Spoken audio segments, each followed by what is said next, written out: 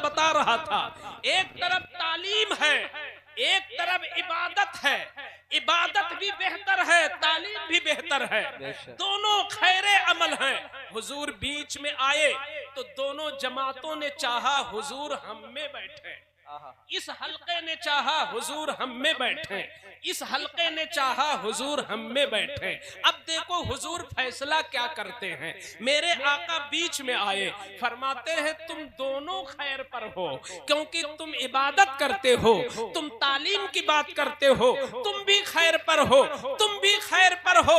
मगर तालीम वालों की तरफ मुड़ गए आका और जाके बैठ गए। फरमाते हैं खैर पर तुम भी हो, मगर मैं बैठूंगा तो तालीम वालों में बैठूंगा, क्योंकि अल्लाह ने मुझको मुअल्लिम बना के भेजा है। सुभान अल्लाह, सुभान अल्लाह, बेशक बेशक, बहुत खूब, सुभान अल्लाह, सुभान हुजूर अल्लाह। है जो इल्म को आगे बढ़ा रहे हैं। तो आज एक पैगाम यह है कि हम लोगों को बच्चों को पढ़ाना है। अच्छा, खुद नहीं पढ़ना है क्या? खुद कोई सोचता होगा 45 साल के हो गए, अब क्या करना है? 50 साल के हो गए, 55 साल के हो गए। जिस दिन रूह निकल जाएगी उस दिन तालीम की मुद्दत खत्म हो जाएगी। उतलुबुल इल्म मिनल महद इलल्लाह, माँ की गोद से लेकर कब्र में जाने तक पढ़ना है। तो आप भी अपने एतबार से ये जो आप बैठे हो ना, सीख रहे हो, ये भी तालीम है। ये जो आप बातें सीख रहे हो, कैच कर रहे हो, ये भी तालीम है। अपने हर जलसे को ऐसा बनाओ जो तालीम का जलसा हो जाए। मेरे आका सल्लल्लाहु अलैहि वसल्लम ने जो दूसरी चीज है उस पर जोर दिया है, तिजारत पर। 12 साल की उम्र से आपने तिजारत शुरू किया और अपनी जिंदगी में छोटे बड़े पैमाने पर आप जब भी करते हैं तो तिजारत करते हैं। और तिजारत ही की वजह से सैयदा खदीजा से निकाह भी हुआ आपका। सबको पता है कि मेरे आका की उम्र शरीफ जब 25 साल की हुई और खदीजतुल कुबरा तो बूढ़ी हो चुकी थी, तकरीबन 40 साल की, और डबल बेवा थी। 2 शौहर एक के बाद दीगरे उनके फौत हो गए, 4 बच्चे की माँ और डबल शौहर फौत हो गए, डबल बेवा। ऐसे मौके पर सैयदा खदीजा को कहीं से भनक मिली कि एक हस्ती है जिसका नाम मोहम्मद बिन अब्दुल्ला है। वो इतने सच्चे हैं, इतने सच्चे हैं कि पत्थर अपनी जगह से, पहाड़ अपनी जगह से टल जाता है, टल सकता है, मगर वो ऐसी हस्ती है जो अपनी जबान से कभी झूठ नहीं बोलती। सैयदा खदीजा को एक सच्चे आदमी की जरूरत थी। उन्होंने कहलवाया कि ये जो मोहम्मद बिन अब्दुल्ला हैं, जिनको लोग सादिक व अमीन कहते हैं, अगर ये मेरी तिजारत का सामान मुल्क शाम ले जाए तो मैं जितना दूसरों को देती हूँ उसका डबल इनको दूंगी।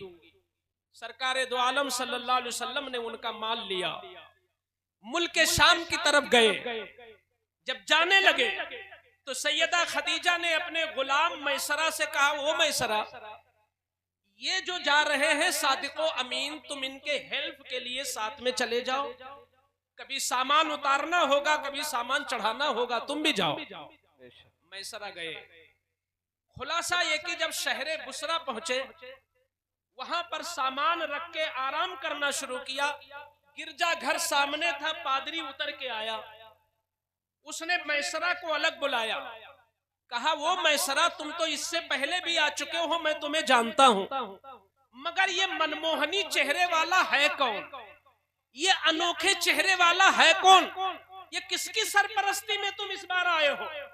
तो मैसरा ने कहा, इनका नाम मोहम्मद बिन अब्दुल्ला है, लकब इनका सादिको अमीन है, ये हाशमी घराने से ताल्लुक रखते हैं, इनका कबीला कुरैश है। इतना जब कहा तो उस राहिब ने कहा, मैसरा, तुम इतना ही जानते हो कि ये हाशमी है, मुत्तलबी है, कुरैशी है, तुम इतना ही जानते हो?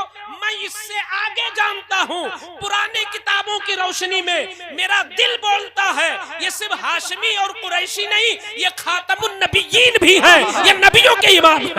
सुभान अल्लाह, सुभान अल्लाह। बेशक ऐसा करो कि इनको वापस ले जाओ, शाम न जाओ, यहूदी इनके दुश्मन हैं, वापस ले जाओ। माल वहीं बिक गया, हुजूर वापस आए। जब वापस आए तो मक्का की सरहद में जब कदम रखा, खदीजा ऊपर से बैठी देख रही थी।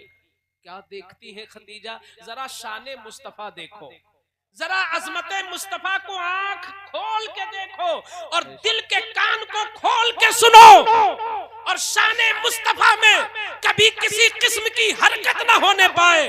देखो अजमत मुस्तफा। जब पहुंचे तो खदीजा कोठे से उतर के आई, मैसरा को बुलाया। मैसरा, ये क्या था कि धूप तेज थी, तुम भी धूप में थे, दूसरे काफिले भी धूप में थे, मगर ये सादिको अमीन की शान क्या है, इन पर तो साया था, इन पर तो कोई साया किए हुए था, ये क्या वजह है? तो मैसरा ने कहा, मेरी मालिका, तुमने एक बार देखा है, हमने जाते आते में बार बार यही देखा। सुभान अल्लाह, सुभान अल्लाह। बेशक बार बार यही देखा। तो खदीजा मुतासिर हो गई। अब खदीजा का दिल नबी के कदमों पर गिर गया। खदीजा ने अपना फैसला ले लिया कि अब निकाह इन्हीं से करना है। ये वो खदीजा है कि जिन्होंने बड़े बड़े ताजिरों के पैगाम को रद्द कर दिया था, जिनका फैसला ये था कि अब शादी नहीं करनी है, डबल बेवा हो चुकी हूं। मगर हुजूर का मामला देख करके खुद आगे बढ़ती हैं, सिफारिश करवाती हैं और कहती हैं, इस सादिको अमीन से कह दो कि मुझे कबूल कर लें। आका ने अपने चचा से मशवरा किया, जनाबे अबू तालिब से। अबू तालिब ने तासुर अच्छा दिया कि वो नेक खातून है और साहिबे तकवा भी है, बड़ी नेक फितरत है, और नेक फितरत क्यों ना हो, उन्हें हुजूर के अक़्द में आना था। तो खदीजा का बहरहाल निकाह हो गया। जब आई खदीजा हुजूर के पास, तो एक दिन पैगंबर ने पूछा, ऐ खदीजा, मैंने सुना है कि तुमने बड़ों बड़ों का पैगाम रद्द कर दिया और तुम्हारा फैसला था कि निकाह नहीं करना है, तुमने मुझे क्यों कबूल किया? तो खदीजा ने जो जुमला कहा था वो सुन लो। कहती है, इन्नी कद रगिबतु फीका लिहुस्न खुल्क़िका व सिद्क़े हदीसिका। ऐ सादिक़ो अमीन, मैं जो आपकी तरफ बढ़ी हूँ वो आपके हुस्ने अखलाक की वजह से और आपकी सच्चाई की वजह से। सुभान अल्लाह। ये बात मैंने क्यों रखी है? मेरा एक मकसद है। आज यहूदी मुस्तशरिक मेरे आका सल्लल्लाहु अलैहि वसल्लम की इस शादी पर उंगली उठाता है। गांव का नाम क्या है? अच्छा, धोबिया गांव के कोई भी मुसलमान को अभी 12 बजे रात में कोई गाली दे दे और उसको पता चल जाए, तो सोने से पहले जवाब दे के तब सोएगा ना, कि कहेगा कल देखेंगे, पहले जवाब देगा। कोई कितना चाहे वो आलिम हो, पता चल जाए किसी ने एक सतर मेरे खिलाफ लिखी है, तो जब तक पूरा मकाला नहीं लिख देगा उसके खिलाफ, तो सोएगा नहीं। यानी अपने नामूस का हमें बड़ा एहतराम है, हमें अपनी इज्जत का बड़ा ख्याल है। एक वफादार बेटा अपनी माँ की बुराई नहीं सुन पाता, अपने बाप की बेइज्जती नहीं बर्दाश्त कर पाता, तो वो कैसा उम्मती है जो हुजूर के नामूस के खिलाफ सुन ले। बेशक।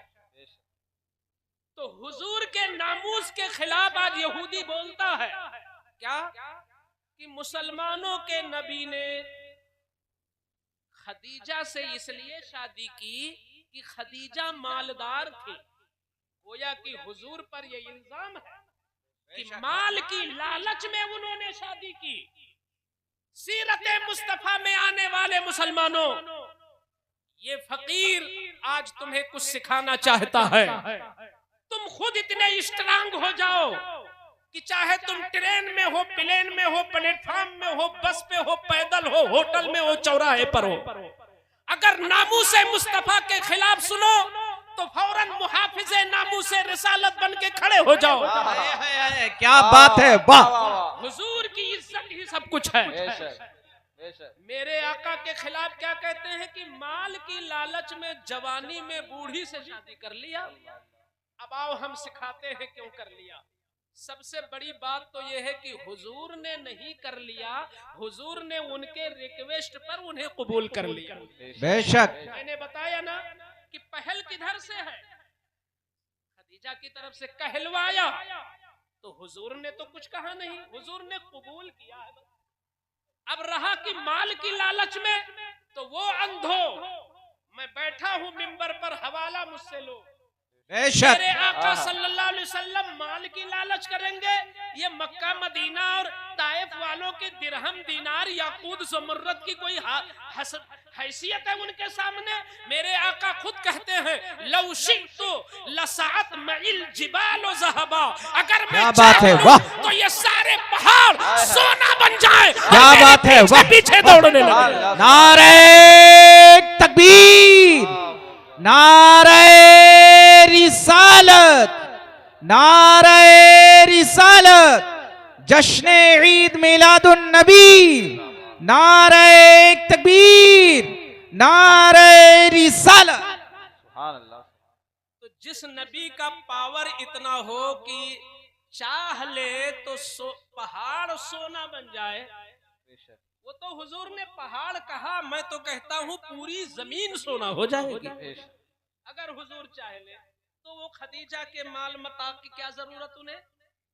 और सुनो, तवज्जो है ना, अगर गलती हो तो कोई भी टोक सकता है, क्योंकि हम भी तालिबे इल्म हैं और कब्र में लेटने तक हम भी तालिबे इल्म रहेंगे।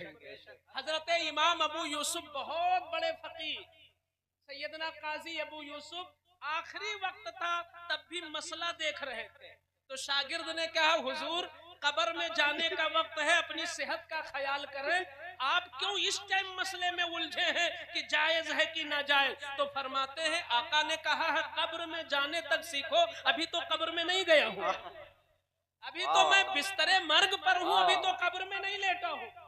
तो ये तालीम का जज्बा। हाँ, अब खदीजा को कबूल क्यों किया?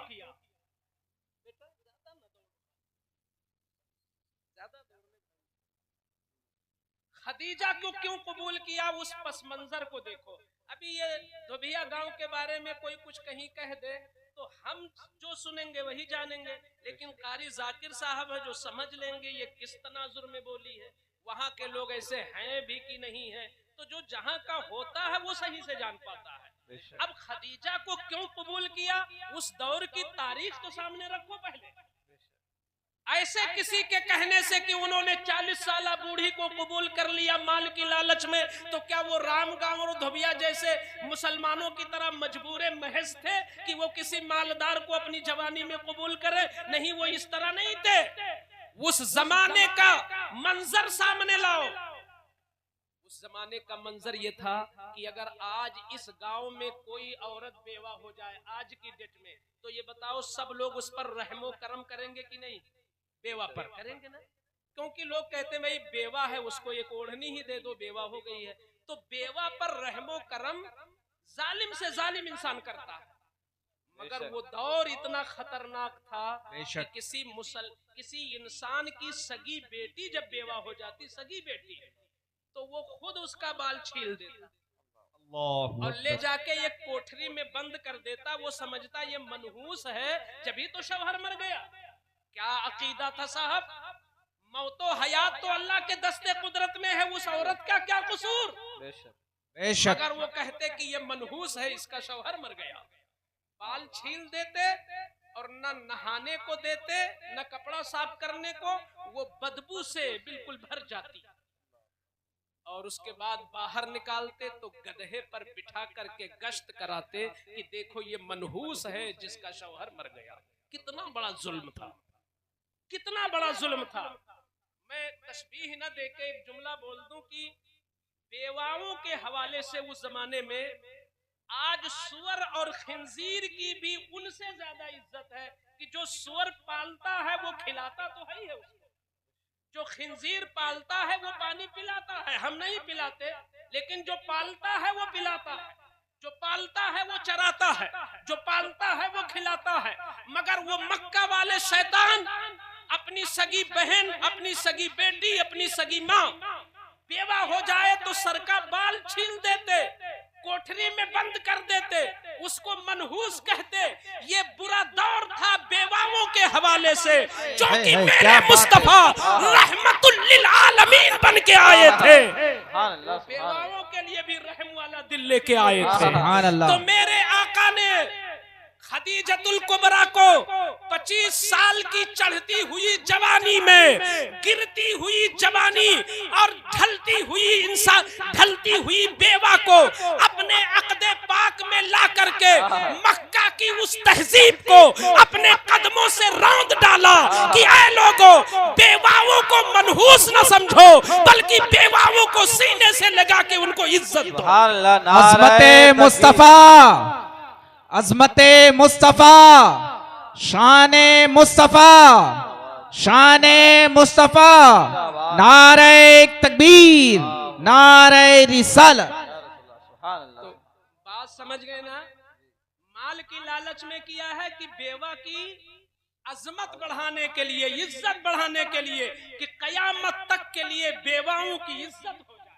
बेशक हक है, मैं कहता हूँ आज हमारे बहराइच इलाके में, आज हमारे अवध इलाके में, आज पूरी दुनिया के अंदर जहां जहां भी किसी बेवा को कोई खाना देता है, किसी बेवा को कोई मकान देता है, किसी बेवा को कोई दुपट्टा देता है, किसी बेवा को कोई रुपया देता है, ये सदका है मोहम्मदुर रसूलुल्लाह का। सुभान अल्लाह, सुभान अल्लाह। बेशक हमेशा के लिए बेवाओं की इज्जत का इंतजाम कर दिया। खदीजा को इज्जत देकर बेवाओं की इज्जत का इंतजाम कर दिया मुस्तफा ने। अब ये क्या कहते हैं मुस्तशरिक जालिम, ये मैं इसलिए सिखा रहा हूँ कि तुम्हारी माँ को कोई बुरा कहे तो तुम उसका जवाब देते हो, रसूल पाक को कहने वाले का जवाब कौन देगा? बेशक। अगर कलमा के मुद्दई हैं हम कि कलमा वाले हैं, हम कलमा वाले हैं, तो वही कलमा भी मकबूल है जिसमें शान मुस्तफा। बेशक हक है। हर कलमा मकबूल नहीं है, वरना मुनाफिकों को हुजूर मस्जिद से न निकालते। बेशक हक है, हक है। शाने रिसालत हो कदम कदम पर, वरना तो वो कहने वाला जिसने कह दिया था या रसूल अल्लाह इंसाफ कीजिए, वो या एक जुमला गुस्ताखी का था, तो उसको भी हुजूर ने बर्दाश्त नहीं किया। बहरहाल मैं कहना ये चाहता हूँ कि अब मुस्तशरिक पलट के क्या कहता कि ये मुसलमान चिल्लाते हैं कि इनके नबी ने दुनिया में इंसाफ किया, दुनिया में इंसाफ किया। कहाँ इंसाफ किया? अपने लिए तो 11-11 बीवी और उम्मती के लिए 4 बीवी। कहते हैं आपकी नॉलेज ना हो मगर ये है कि इनके नबी ने 11 बीवी शादी में रखी, 11 बीवियों को रखा और उम्मती को 4 पर रोक दिया कि 4 से ज्यादा नहीं कर सकते। तो ये इंसाफ कहाँ है? अगर ये सवाल आपके सामने आए तो आप जवाब क्या दोगे? पहले बात, बुखारी शरीफ की एक हदीस है। बुखारी शरीफ की हदीस का मफहूम यह है कि हुजूर सल्लल्लाहु अलैहि वसल्लम को 40 जन्नतियों के बराबर तन्हा ताकत दी गई, जिस्मानी ताकत। रूहानी की बात नहीं करता। रूहानी तो जब 4 बार सीना शक हुआ तो इतनी रूहानियत आ गई कि कुल कायनात में उतनी रूहानियत मिल के नहीं हो सकती जो तन्हा रूहानियत मुस्तफा के अंदर है। बेशक, सुभान अल्लाह। मगर जिस्मानी ताकत 40 जन्नतियों की, और एक जन्नती में कितनी ताकत होती है? दुनिया के अच्छे भले 100 आदमी में जितनी ताकत होगी उतनी ताकत एक जन्नती में। तो अब गोया दुनिया के पहलवानों को अगर रखा जाए, कंपेयर किया जाए, तो 4000 पहलवानों के बराबर तन्हा जिस्मानी ताकत मुस्तफा में। और ये सिर्फ हवाई फायरिंग नहीं है। जो पढ़े लिखे उलमा हैं वो जानते होंगे कि खंदक के मौके पर जब सहाबा खंदक खोद रहे थे, एक भारी चट्टान आ गई, किसी सहाबी का फावड़ा काम नहीं कर रहा है कि इस चट्टान को कैसे तोड़े, इस पत्थर को कैसे फोड़े, इस पत्थर को कैसे निकाले। कोई सहाबी मिला करके भी उस चट्टान को जब न तोड़ सके तो मुस्तफा ने अपनी कुदाल इस तरह मारी कि वो पूरा पत्थर भूसे की तरह और धूल की तरह बिर करके उभर गया। ये मुस्तफा की जिस्मानी ताकत। सुभान अल्लाह, बेशक, बहुत खूब। तो फर्क भी तो है। और ये करो, जिस्मानी ताकत, जितनी जिस्मानी ताकत है उस हिसाब से 11 बीवियां भी कम हैं, पहली बात। दूसरी बात यह है कि अल्लाह अल्लाह, मेरे आका ने जो 11 शादियां की, उसकी वजह क्या है? आप जरा यहां से देखो कि 25 साल की उम्र में बेवा से किया, और जब तक वो जिंदा रही किसी और से किया नहीं, और वो 25 बरस खुद जिंदा रही, और आका की उम्र हो गई 50 बरस, यानी 50 बरस तक सिर्फ एक बूढ़ी से किया। आखिर के जो 10 साल हैं उन्हीं में तो सारी बीवियां आ रही हैं। तो ये क्या रीजन है भाई? आदमी अगर नफ्स के लिए शादी करता है तो वो तो 30 साल में करता, 28 साल में करता, 22 साल में करता, 25 साल में करता, 27 साल में करता। अकल क्या कहती है? अपने नफ्स के लिए जो शादी हो वो जवानी में, मगर हुजूर की वो सारी शादियां बुढ़ापे में हो रही हैं। मतलब क्या है, आप इसको समझो। हुजूर की उम्मत दो तरह है, मर्द भी हैं, औरतें भी हैं। मर्दों की तबलीग के लिए 1.25 लाख तकरीबन सहाबा मौजूद थे। आपको नहाना कैसे है ये मसला सहाबी बता रहे हैं। बेशक एक आदमी नापाक हो गया तो कैसे नहाए, और बगैर नापाकी वाला गुस्ल है तो कैसे करे, जानते हो ना?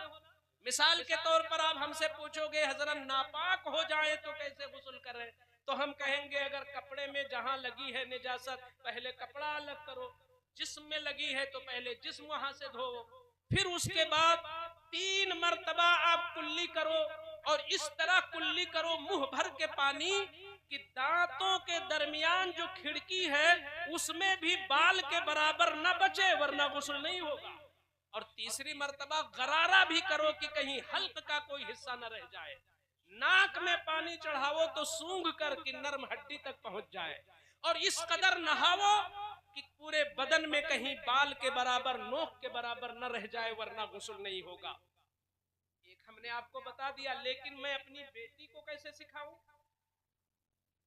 मैं अपनी बेटी को गुस्ल का तरीका कैसे बताऊं? हमारी बालिगा बेटी है, मैं आलिम हूँ, मुहद्दिस हूँ, मुफ्ती हूँ, कुछ भी हूँ, लेकिन क्या एक बाप की गैरत गवारा करेगी कि अपनी बेटी से वो पाकी नापाकी पे बहस करे? क्या हम अपनी बेटी से कहेंगे बेटी तुझको जो खून आता है महीने में, उस खून के रंग ये भी हो सकते हैं, काला भी हो सकता है, हरा भी हो सकता है, लाल भी हो सकता है, पीला भी हो सकता है, गदला भी हो, क्या एक बाप अपनी बेटी से ये बातें करेगा? नहीं करेगा। तो बेटियों को पाकी सिखाएगा कौन? एक बीवी अपने शौहर के पास किस तरह रहे, रात में उसके रहने के अंदाज क्या क्या हो, शब गुजारने के तरीके क्या क्या हो, शौहर और बीवी के खुसूसी संबंध क्या क्या होना चाहिए, कौन कौन जायज तरीके हैं, कौन कौन नाजायज तरीके हैं, कोई भाई अपनी बहन से नहीं कह सकता, कोई बाप अपनी बेटी से नहीं कर सकता, कोई बेटा अपनी माँ से नहीं कह सकता। मेरे पैगंबर ने 11 बीवियों को अपने अक्द में लाकर खुसूसी मसला सिखाया। क्या बात है, मसला सिखाया। सुभान अल्लाह, सुभान अल्लाह, सुभान अल्लाह, सुभान अल्लाह। ताकि मेरी जो उम्मत की मेरी कनीज़ें हैं, मेरी जो बांदियां हैं, ऐ सौदा तुम उनको मसला सिखाओ, ऐ आयशा तुम उनको मसला सिखाओ, ऐ ज़ैनब तुम उनको मसला सिखाओ, ऐ मैमूना तुम उनको मसला सिखाओ। मेरे नबी ने अपने नफ्स के लिए शादी नहीं किया, बल्कि औरतों की तबलीग के लिए मुबल्लिगा तैयार है। सुभान अल्लाह, सुभान अल्लाह। नारे तकबीर, नारे रिसालत, नारे रिसालत, अज़मते सरकार। अगर हुजूर की वो बीवियां खुसूसी मसले आगे रिवायत न करती तो आज किताबों में औरतों के मसाइल न मिलते, तुम्हारी बेटियां पाक न होती, तुम्हारी बहनें पाक न होती, तुम्हारी बीवियां पाक न होती। आज अगर औरतों में आलिमा है, नाजिला हैं, मुहद्दिसा हैं, मुफस्सिरा हैं, कुरान की जानकार हैं, हदीस की जानकार हैं, मसाइल की जानकार हैं, तो ये सदका है नबी की बीबियों का जिन्होंने रिवायत करके हदीस को आगे बढ़ाया। बेशक सुभान अल्लाह सुभान अल्लाह। तो इन मुस्तशरिकों को पता क्या कि हुजूर ने वो शादियां क्यों की। अच्छा, यहीं से मसला वो वाला भी हल हो गया कि आयशा से क्यों किया इतनी कम उम्र में, ये मसला हल हो गया। क्यों? इसलिए कि आका ने जिस औरत को भी कबूल किया है तो वो औरत ज़हीन होती थी, क्योंकि मकसद नफ्स नहीं था, मकसद तालीम। क्या बात है। ज़हीन औरतों को चुन के हुजूर ने निकाह में लिया। और आयशा की ज़हानत इतनी बला की थी, इतनी बला की ज़हानत थी कि हुजूर की बकिया 10 बीवियों में वो हाफिजा नहीं था जो हाफिजा हजरत आयशा को नसीब था। बेशक उनकी लियाकत की बुनियाद पर हुजूर ने उनको अक्द में रखा और सबसे महबूबा बीवी बनाया। यहाँ तक कि हुजूर के विसाल के बाद जब सहाबा किसी मसले में उलझ जाते और पता न चल पाता कि इसमें हुजूर ने क्या कहा है या हुजूर ने क्या किया है, तो सहाबा भी उम्मुल मोमिनीन आयशा सिद्दीका के दरवाजे पर जाते और आयशा बताती मेरे हुजूर ने ऐसा किया। सुभान अल्लाह सुभान अल्लाह। बेशक हक है। इसलिए मेरे आका सल्लल्लाहु अलैहि वसल्लम ने जो दूसरी चीज की थी वो तिजारत। लेकिन तिजारत आप भी करते हो, आप वो सुन्नती तिजारत नहीं कर पाते हो। जिस तिजारत में झूठ है वो तिजारत सुन्नते रसूल नहीं है। बेशक सुन्नते रसूल कौन है? जो तिजारत सच्चाई की बुनियाद पर हो। आज कुछ लोग कहते हैं मुफ्ती साहब ऐसा कहाँ मुमकिन है कि इस दौर में आदमी बगैर झूठ बोले तो काम नहीं चलना है। आप लोग तो इमामत करते हो, झूठ नहीं बोलना पड़ता, मदरसा पढ़ाते हो, झूठ नहीं बोलना पड़ता, मगर हम लोग धंधे वाले हैं, हमें झूठ बोले बगैर हमारा काम ही नहीं चलेगा। मैंने कहा नादान, मेरे नबी की जो शरीयत है वो चंद दिनों के लिए नहीं, वो कयामत तक के लिए आई है। बेशक सुभान अल्लाह। सच बोला जा सकता है। कैसे? आज आप लोग जैसे कोई चीज बेचते हो ना, तो कारी जाकिर साहब खरीदने गए, इलाके का आदमी था, उसने कहा हजरत पड़ा तो हमको 55 में है, मगर आपकी बात है तो 50 में ले लीजिए। अब कारी साहब दीदावर आदमी वही थोड़ी जानते भैया तुम पसीना इसलिए बहा रहे हो कि हमको 5 रुपया अपनी पूंजी से भी कम कर दोगे तुम। इसका मतलब तुमने बता दिया कारी साहब को कि हम झूठे भी हैं। ऐसा ज्यादा होता है, ये ऐसा हो रहा है, यानी हजरत आपकी बात है तो बेचता तो 60 में हो मगर आप 85 में ले लीजिए। तो ये क्या हो जाता है, झूठ बोलने की वजह से रोजी हराम। आप ये कह दीजिए, एक बना लीजिए नेम कि हमको 60 में देना है तो देना है। आप कह दीजिए हजरत 60 से कम नहीं हो पाएगा, बस इतने ही में हमें पड़ता है, उससे कम में नहीं है। तो ये रोजी आपकी साफ सुथरी होगी और चंद दिन आप अपने आप पर रहेंगे तो आपका एक मेयार बन जाएगा। और ये जो लुपुर छुपुर करते हैं, इनसे झूठ बोले उनसे कुछ कहे, इनका मेयार कभी नहीं बनता। हुजूर ने फरमाया जो अपने धंधे में सच्चा होगा, अत्ताजिरु सदूक मअन नबिय्यीन व शुहदा व सालिहीन, एक जो सच्चा धंधा करने वाला है कल कयामत के दिन नबियों के सफ में, शहीदों के सफ में, वलियों के सफ में खड़ा किया जाएगा। तो इसलिए तिजारत करो मगर सच्चाई वाली तिजारत करो, सच्चाई वाली तिजारत करो। मेरे आका सल्लल्लाहु अलैहि वसल्लम की तीसरी चीज क्या थी जो उस यहूदी ने कहा? उसने कहा कि इनके पैगंबर को अपने मिशन से बड़ा लगाव था, यानी जो दीन लेके आए थे वो दीन इस कदर उनको पसंद था कि अपनी जान भी निछावर कर दे रहे थे। क्या वो रिवायत आपको नहीं पता कि जब मक्का वालों ने जुट करके कहा अबू तालिब से कि ऐ अबू तालिब सरदार मक्का, ऐ मुतवल्ली काबा, अपने भतीजे को समझा लीजिए वरना अब आपकी सफेद दाढ़ी का लिहाज हम नहीं कर पाएंगे। वो हमारे बुतों को बुरा भला कहता है, अपने मजहब की तबलीग करता, उसका मजहब फैलता चला जा रहा है, हमारा मजहब सिमटता चला जा रहा है। अब हम नहीं बर्दाश्त कर पाएंगे और कोई ना कोई कदम उठाने पे हम मजबूर हो जाएंगे। तुम बीच से हट जाओ या समझा दो। तो अबू तालिब ने हुजूर को बुलाया, कहा भतीजे बहुत मुद्दत तक मैं तुम्हारी मदद करता रहा, हिमायत करता रहा, मगर अब मक्का वाले बफर गए हैं। ऐसा करो कुछ मसलहत से काम ले लो, चुप हो जाओ कुछ दिन के लिए, अपनी दावत रोक दो। तो अब सुनो हुजूर ने क्या जवाब दिया। ये सगे चचा हैं जो कह रहे हैं मजहब फैलाने से रुक जाओ। तो देखो हुजूर ने जवाब क्या दिया। कहते हैं चचा आप साथ दे या न दे, और ये मक्का वाले अगर आसमान पे जाके सूरज को तोड़ लाए, चांद को तोड़ लाए, और मेरे एक हाथ पे सूरज रख दे, एक हाथ पे चांद रख दे, और कह दे कि तुम तबलीग से रुक जाओ, तो मैं तबलीग से रुक नहीं सकता। बेशक। क्या हमें अपनी तहजीब से इतनी मोहब्बत है? बोले हम तो अंग्रेजों की तहजीब में भटकते चले जा रहे हैं। अगर यहाँ इतने मुसलमान बैठे हैं, सब कहते हैं हम आशिक़े रसूल हैं, सब कहते हैं हम कलमा गो हैं, हम हुजूर को मानने वाले, मगर मैं कहता हूँ हिम्मत पैदा करो अपनी तहजीब के साथ। तुम अपनी बेटी की शादी में अंग्रेजी तहजीब को तलाक दो और रसूलुल्लाह की तहजीब को अपनाओ। बेशक हक है। मैं कहता हूँ कि हुजूर का क्या तरीका था खाने का? हुजूर बैठ के खाते थे ना, सुन्नत तरीका था। तुमको अल्लाह ने माल दिया है, तुम क्यों खड़े खड़े का इंतजाम करते हो? तुम क्यों जानवरों जैसा इंतजाम करते हो? क्या ये मुमकिन नहीं है कि दस्तरखान बिछा दिया जाए और बाकायदा सुन्नत के मुताबिक बैठकर खिलाने का एहतमाम किया जाए? बेशक। अगर मैं ये कहूँ तो कहेंगे मुफ्ती साहब ये तो बड़ी पुरानी बात आप कर रहे हो, गरीबी बात कर रहे हो। यानी अंग्रेज की तहजीब तुम्हें प्यारी और इस्लामी तहजीब तुम्हें गिरी हुई तहजीब।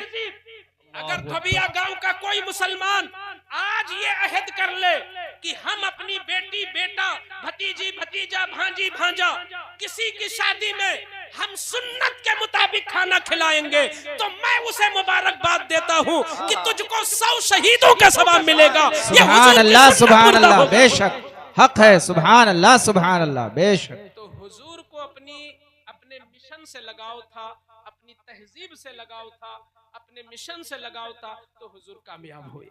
आज भी अगर हम जुनूनी कैफियत के साथ अपने मसलक अपने मजहब से हमें सच्ची वफादारी हो, तो फिर कौन है जो हमें कामयाबियों से रोक सकता है? बेशक हक है। मगर हमें जुनूनी कैफियत तो होनी चाहिए, लेकिन अंग्रेजी कैफियत से अल्लाह अकबर हमारे बच्चों को, ये जो जवान थोड़ी देर के लिए जलसा देखते हैं फिर भाग जाते हैं, इन्हें पता नहीं, इनको क्या पता, ये तो मोबाइल में खोल के देखते हैं कि अब बाल कटाने की कौन सी कटिंग आई है।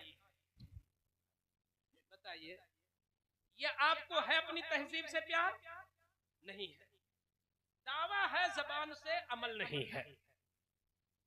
कोई बच्चा नहीं पूछता कि हुजूर के बाले मुबारक कैसे होते थे। कोई लड़का नहीं पूछता हुजूर कैसे चलते थे, हुजूर चलने में निगाहें कैसी रखते थे, कोई नहीं पूछता।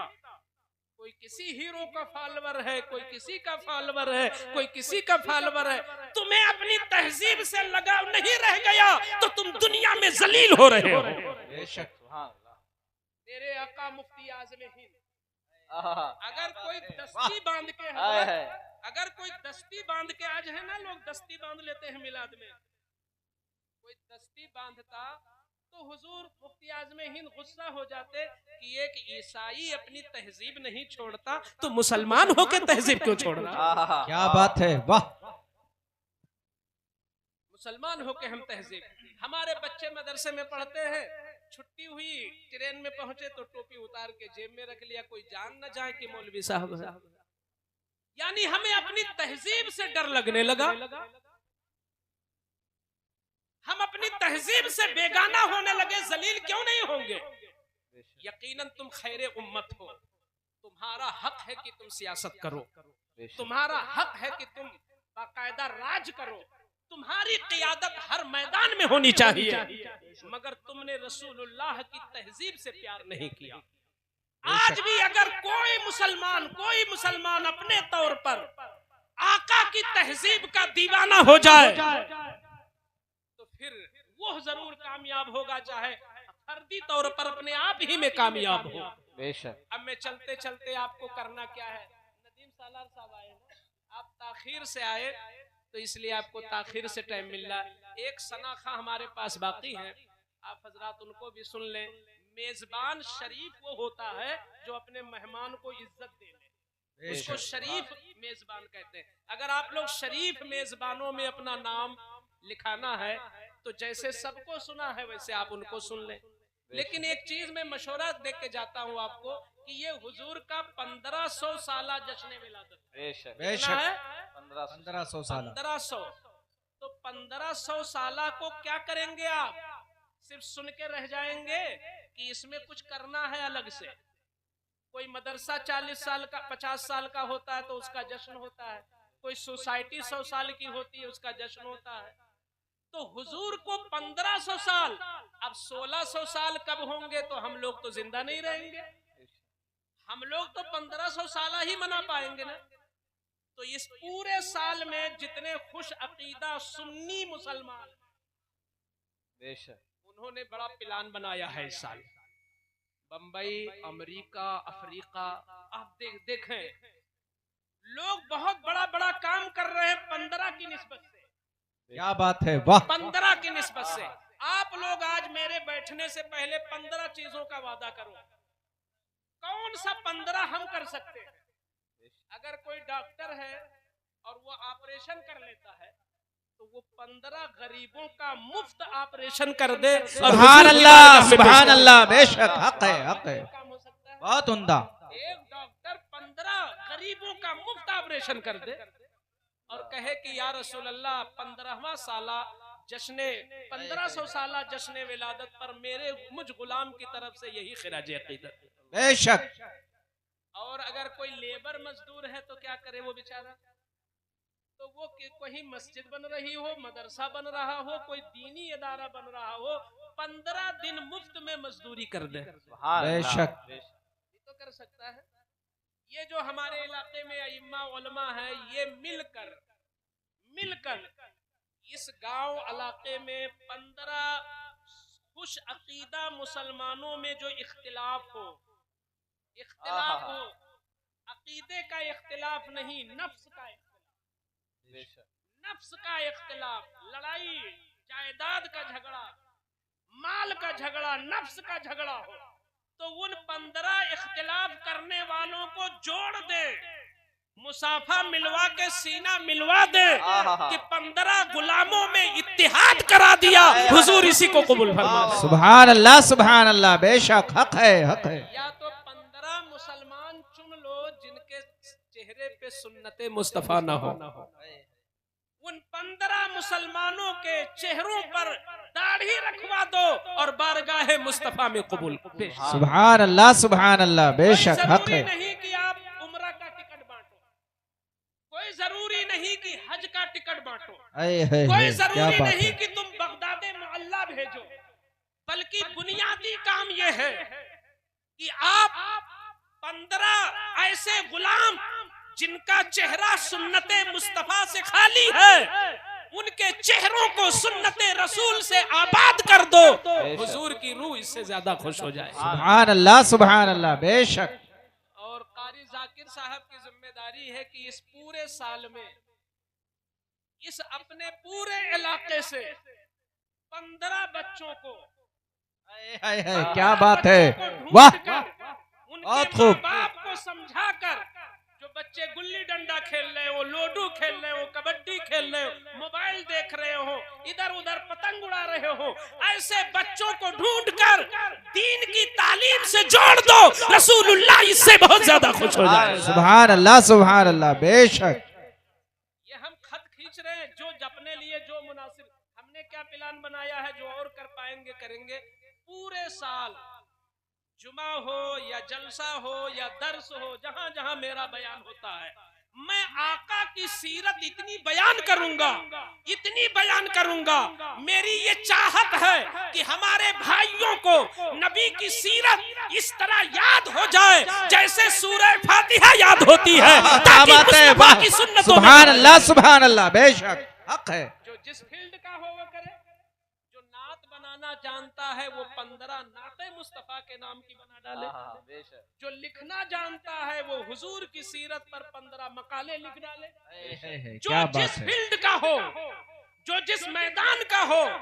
अरे जवानों, कुछ नहीं कर पाते हो तो अपने मोबाइल में स्टेटस लगा लो, 1500 साला जश्न विलादत मुबारक।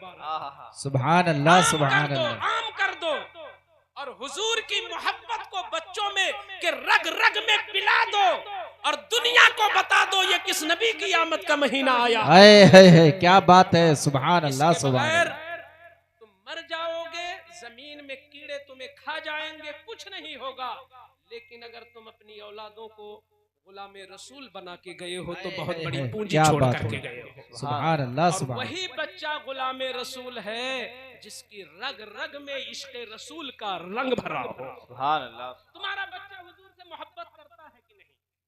तुम्हारी बच्ची रसूलुल्लाह से मोहब्बत करती है कि नहीं? हमें खाना खाने बैठो तो इस पूरे साल अगर मौका रहे तो सारी फैमिली रुक जाओ, पहला लुकमा उस वक्त उठाओ जब 15 मर्तबा हुजूर पर दुरूद पाक पढ़ लो। क्या बात है, वाह सुभान अल्लाह सुभान अल्लाह, बेशक हक है। कहीं भी कुछ करो, 15 की निस्बत को आम कर दो, हुजूर खुश हो जाएंगे। परवरदिगार आलम इस जलसे को कबूल फरमा ले, और बोलने में कोई लफ्जी ताबीरी तशरीही कोई गलती हुई हो, मैं अल्लाह की बारगाह में तौबा करता हूँ। अस्तगफिरुल्लाह रब्बी मिन कुल्ली ज़ंबी व अतूबु इलैह। और सब लोग मिलकर